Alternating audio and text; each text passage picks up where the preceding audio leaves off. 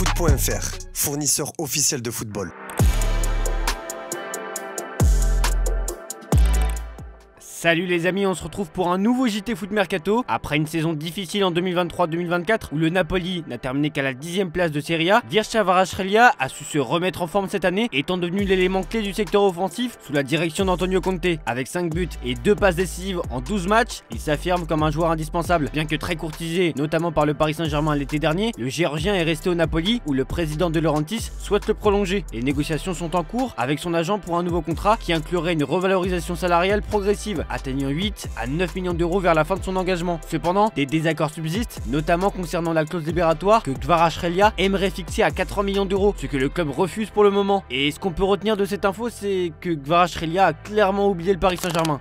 On va parler de Kylian Mbappé et l'enquête de la justice suédoise continue concernant sa fameuse soirée en Suède. Ce jeudi, Aftonbladet a publié de nouveaux détails sur ce dossier. Le quotidien scandinave nous apprend que plusieurs autres femmes ont été entendues par la police, tout comme d'autres témoins. Le journal ajoute que le laboratoire médico-légal a également été saisi. Aftonbladet avance la possibilité de possibles analyses de traces ou d'analyses de kits du viol. Mais comme à chaque fois qu'elle est sollicitée pour commenter les avancées de l'enquête, la procureure Marina Shirakova botte en touche. Ce sont des mesures d'enquête sur lesquelles je ne commente pas. Je ne commente pas pour le moment la façon dont j'ai traité l'affaire, ni quelles mesures d'enquête ont été demandées ou seront demandées.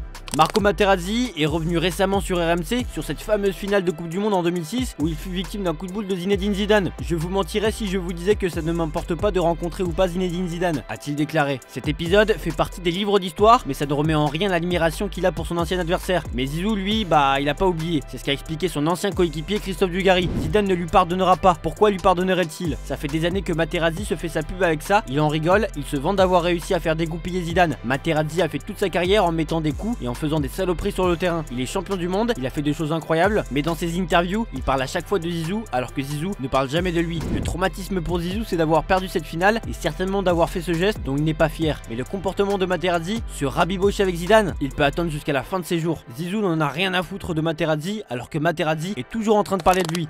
Le retournement de situation du Ballon d'Or 2024, qui semblait promis à Vinicius Junior, n'a pas fini de faire parler. Tiraillés entre leur satisfaction de voir un Espagnol l'emporter et leur déception pour Vinicius Junior, les médias madrilènes et espagnols continuent de remplir des articles à la suite de cette cérémonie suivie dans le monde entier. Et voilà que Sport délivre une petite info croustillante. Le média explique qu'en Arabie Saoudite, cet échec a été applaudi. Les dirigeants de clubs saoudiens, qui rêvent de Vinicius Junior depuis un moment déjà, espèrent que cette déconvenue contribuera à inciter le Brésilien à quitter l'Europe rapidement. Ils veulent en faire le visage de la Saudi Pro League et sont prêts à mettre énormément d'argent sur la table pour le convaincre.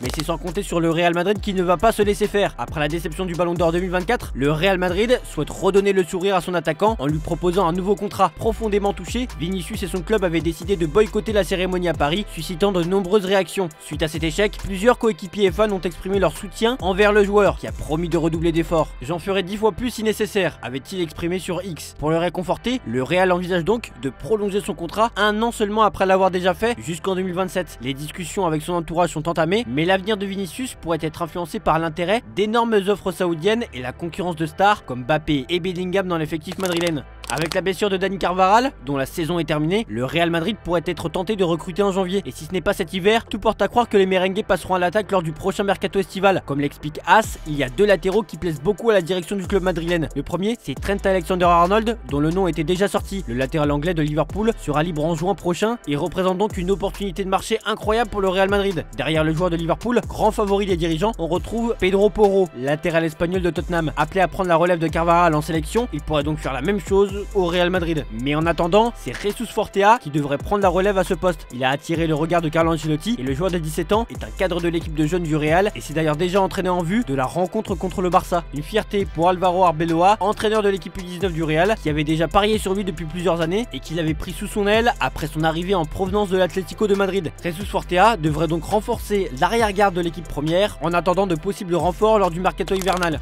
Le Bayern Munich s'est imposé facilement sur le terrain de Mayence 4-0 en Coupe d'Allemagne ce mercredi. Un match dans lequel Jamal Musiala a de nouveau montré tout son talent puisque le milieu de 21 ans a marqué 3 buts. Il s'agit de son premier triplé pour le club munichois. Après la rencontre, l'international allemand a été interrogé sur son avenir en Bavière alors que son contrat se termine dans 2 ans et qu'il n'a toujours pas signé à l'heure actuelle la moindre prolongation. Oui, je peux l'imaginer, nous sommes en pourparlers, je suis heureux et j'apprécie mon séjour ici, a-t-il confié à Sky Germany. Le média allemand rajoute que le club bavarois et l'entourage du natif de Stuttgart sont optimistes quant à la possibilité de voir Musiala signer un nouveau contrat au Bayern. Son salaire actuel est situé entre 8 et 9 millions d'euros. Il pourrait toucher jusqu'à 25 millions d'euros par an, bonus compris, en prolongeant au Bayern Munich. Un contrat qui pourrait s'étendre jusqu'en 2029 ou jusqu'en 2030. Et de son côté, l'entraîneur du Bayern Munich, Vincent Kompany, ne veut pas que Jamal Musiala ne soit jugé qu'à travers ses buts. Une déclaration faite après la victoire contre Mayence et le triplé du jeune Allemand.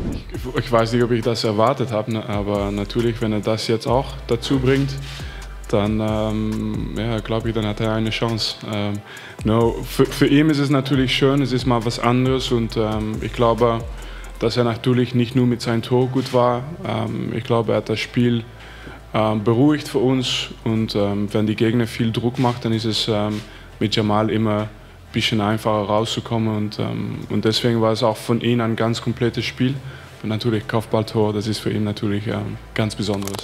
Dani Olmo, star du mercato low cost du FC Barcelone, a déjà prouvé sa valeur avec 3 buts en 5 matchs malgré une blessure d'1 mois. Son intégration rapide dans le système du Barça est essentielle, mais le club fait face à des difficultés économiques pour l'inscrire en Liga de façon permanente. Soumis au fair play financier, le Barça avait provisoirement inscrit Olmo en profitant de la blessure d'Andreas Christensen, mais le retour du défenseur créait un vrai dilemme. Le nouveau contrat avec Nike, censé aider financièrement, ne prendra effet qu'en janvier, retardant une aide cruciale. De plus, les impayés de l'investisseur libéraux viennent compliquer la situation, et Barcelone pourrait devoir choisir entre inscrire Olmo ou Christensen pour la seconde moitié de saison. Dani Olmo pourrait donc être sacrifié, affaire à suivre.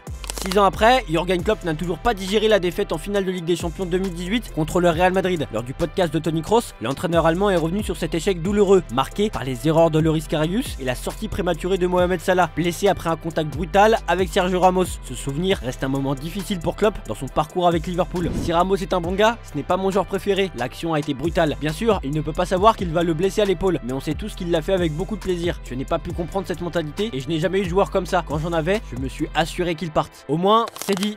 On passe aux officiels désormais. Le Barça renouvelle sa confiance en son centre de formation après avoir déjà prolongé plusieurs éléments ces derniers mois, à l'image de Lamine Yamal, Alejandro Balde ou encore Pau Cubarsí. Le club catalan a officialisé ce jeudi la prolongation de contrat de Fermín López jusqu'en 2029. Selon la presse espagnole, une clause libératoire à hauteur de 500 millions d'euros devrait accompagner ce nouveau contrat pour le champion olympique espagnol de 21 ans. La région de Valence, dévastée par une tempête meurtrière ayant causé 95 morts, a vu ses compétitions sportives suspendues. Le match de Liga entre Valence et le Real Madrid, prévu pour la 12e journée, a été officiellement reporté par le club espagnol. C'est Halloween et donc forcément on vous propose une vidéo bien dans le thème avec les joueurs de l'HJ Auxerre qui tentent de se faire peur. C'est notre image du jour, je vous remercie de nous avoir regardés et on se dit à demain pour de nouvelles vidéos sur Foot Mercato.